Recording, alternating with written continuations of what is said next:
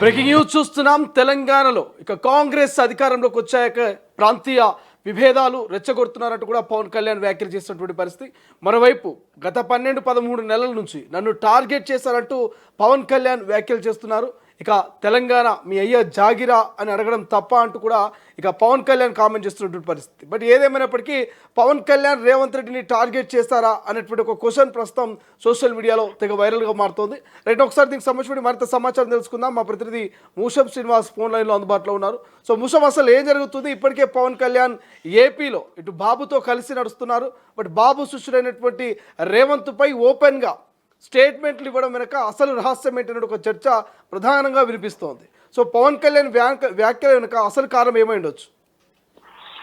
శ్రీశైలం, సాధారణంగా చంద్రబాబు నాయుడు రేవంత్ రెడ్డికి మధ్యలో ఉన్నటువంటి అనుబంధం గురించి మనం కొత్తగా చెప్పాల్సినటువంటి అక్కర్న అయితే లేదు. ఎందుకంటే వారిద్దరికి సంబంధించినటువంటి విషయంలో సఖ్యత ఎలా ఉంటుందనేది గతంలో మనం చూసాము. ఎందుకంటే రెండు రాష్ట్రాలలో కొత్త ప్రభుత్వాలు ఏర్పడిన తర్వాత ప్రజాభవన్ వేదికగా రేవంత్ రెడ్డి చంద్రబాబు మీట్ అవ్వడము, ఆ తర్వాత ఒక రెండు రాష్ట్రాలకు సంబంధించినటువంటి అధికారులతో ఒక కమిటీని ఏర్పాటు చేసుకోవడము, ఇరు రాష్ట్రాలకు సంబంధించినటువంటి సమస్యలను, ఉమ్మడి సమస్యలను పరిష్కారం దిశగా ముందుకు అడుగులు వేయాలంటూ అటు గురు శిష్యులుగా చెప్పుకోవచ్చు చంద్రబాబు రేవంత్లను.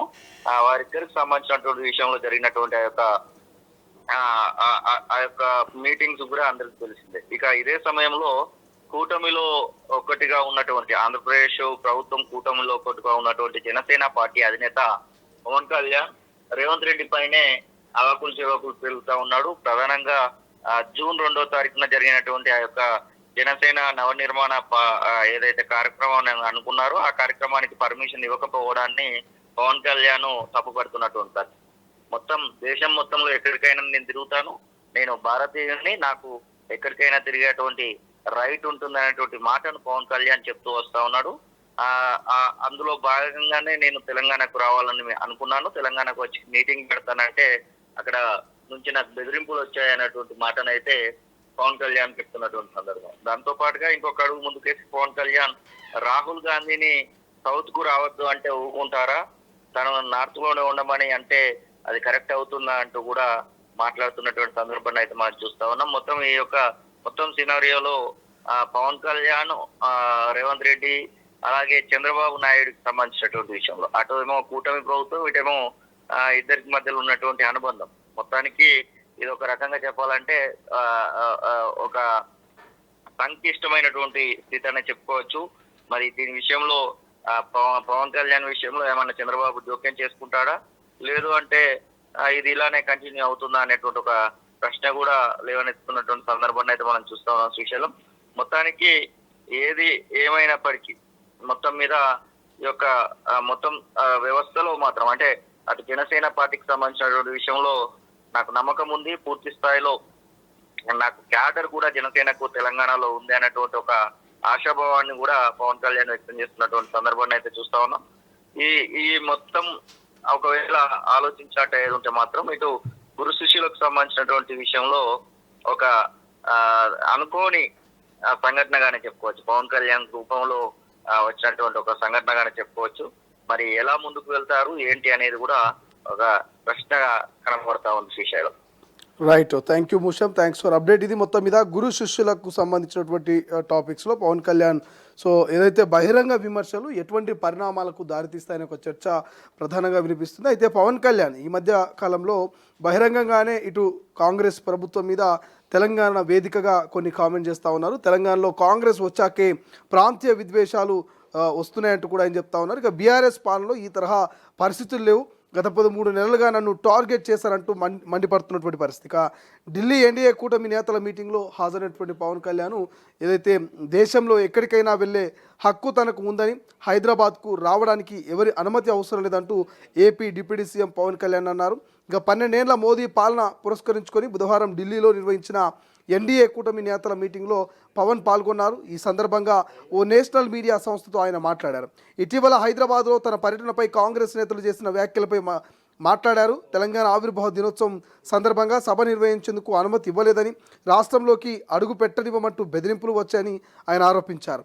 ఇది ఎవరి జాగిరి కాదు, ఇది నా మాతృభూమి, 10 ఏళ్ల బీఆర్ఎస్ పాలనలో ఈ తరహా పరిస్థితులు ఎదురు కాలేదు. కానీ కాంగ్రెస్ ప్రభుత్వం ఏర్పడ్డాకే ప్రాంతీయ విద్వేష రాజకీయాలు పెరిగాయి. గత 13 నెలలుగా నన్ను టార్గెట్ చేస్తూ వ్యక్తిగతంగా ఇబ్బంది పెడుతున్నారంటూ ఇక ప్రాథమిక హక్కులను హరించేలా వ్యవహరించడం ప్రజాస్వామ్యానికి విరుద్ధమంటూ దేశ సమైక్యతను కాపాడడం ప్రతి ఒక్కరి బాధ్యత. ముఖ్యమంత్రులే ప్రాంతీయ విద్వేషాలని రెచ్చగొట్టడం చాలా బాధగా ఉందని ఆయన పవన్ కళ్యాణ్ వ్యాఖ్యలు చేసినటువంటి పరిస్థితి. మరోవైపు తెలంగాణలో జనసేనకు బలమైన క్యాడర్ నాయకత్వం ఉందంటూ పవన్ కళ్యాణ్ కామెంట్ చేశారు. అయినా ఇక్కడ ఎన్నికల్లో పోటీ చేసే ఆలోచన లేదంటూ స్పష్టం చేశారు. ఏపీ డిప్యూటీ సీఎంగా జనసేన అధినేతగా ఏపీ అభివృద్ధి తన ప్రధాన లక్ష్యమని చెప్పుకొచ్చారు. ఇక కుల రాజకీయాల్ని అర్థం చేసుకోవాలంటే లోతైన అవగాహన అవసరమని చెప్తున్నారు. ఇక ప్రతిపక్ష నాయకుడు రాహుల్ గాంధీ ఏ కులం కారణంగా ఆ స్థాయికి చేరుకున్నారంటూ ప్రశ్నించారు. డీలిమిటేషన్ అంశంపై దక్షిణాది రాష్ట్రాల్లో ఆందోళన ఉందని, అయితే ఆ అంశంతో ఉత్తర దక్షిణ విభజన దేశ ప్రయోజనాలకు విరుద్ధమంటూ చెప్పుకొచ్చారు. తన అన్న చిరంజీవి తనను నక్సలిజం ఆలోచనల నుంచి నిర్మాణాత్మక మార్గం వైపు నడిపారంటూ పవన్ చెప్పారు.